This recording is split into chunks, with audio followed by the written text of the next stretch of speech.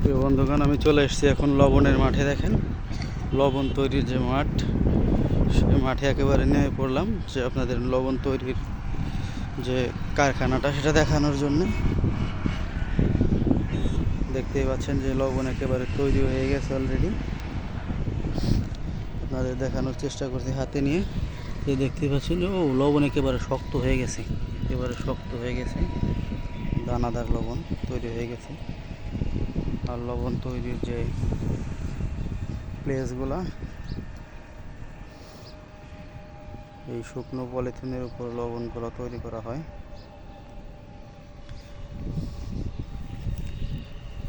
কাকা, এই পলিথিনে কয়দিন থাকে পানি? এটার উপরে পানি কয়দিন রাখা লাগে? কয়দিন রাখলে লবণ তৈরি হয়? লাগে 2 দিন।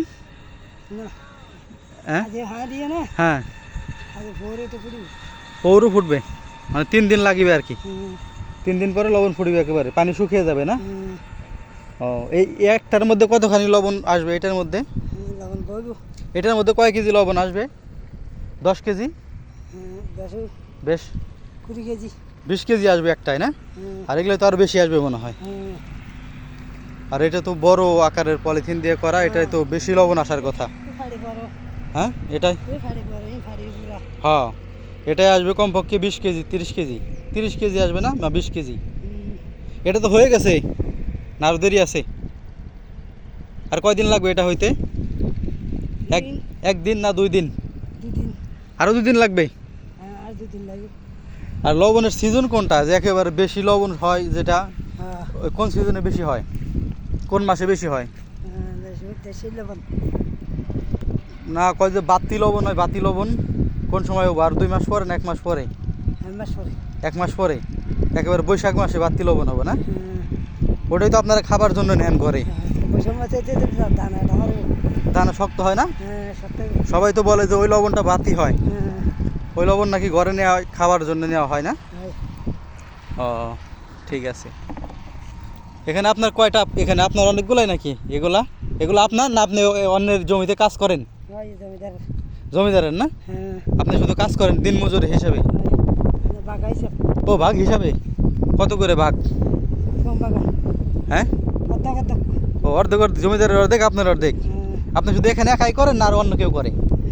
আপনি একা করেন না আপনার সাথে আর 2 জন আছে? তাই? ও, ঠিক আছে। তাহলে এখানে আপনার কয়টা আছে? এই সবগুলাই নাকি? ও, তাহলে এগুলো সব আপনি একাই কাজ করেন আর 2 একজনে কাজ করে আপনার সাথে? আর 2 জনে না? ও, ঠিক আছে। এখন কত করে মন বর্তমানে? 200 কত না 300? এখন কত 280? 220? কি বলেন, এখন কত কমে গেছে? এখন কদিন আগে না 280 আসছিল? 280 তো ছিল 2-3 দিন আগে, বা 15 দিন আগে 280 ছিল। তাহলে মরণ হয়ে গেছে, লবণের দাম কমে গেছে, পানের দাম কমে গেছে। হ্যাঁ, তো মহেশখালীবাসীর মরণ হয়ে গেছে। ঠিক আছে, দেখতেই পেলেন যে লবণ তৈরির যে মাঠটা একেবারে আপনাদের কাছ থেকে দেখালাম, যে এই পলিথিনের উপর পানি 3 দিন রাখলেই সেখানে লবণ ফুটে যায়। এই যে এখানে লবণ অলরেডি ফুটে গেছে, দেখতেই পাচ্ছেন যে এই যে পানির কাছাকাছি যে দানা দানা লবণ হয়ে গেছে অলরেডি। এটা আর একদিন থাকলেই টোটালি দানা হয়ে যাবে।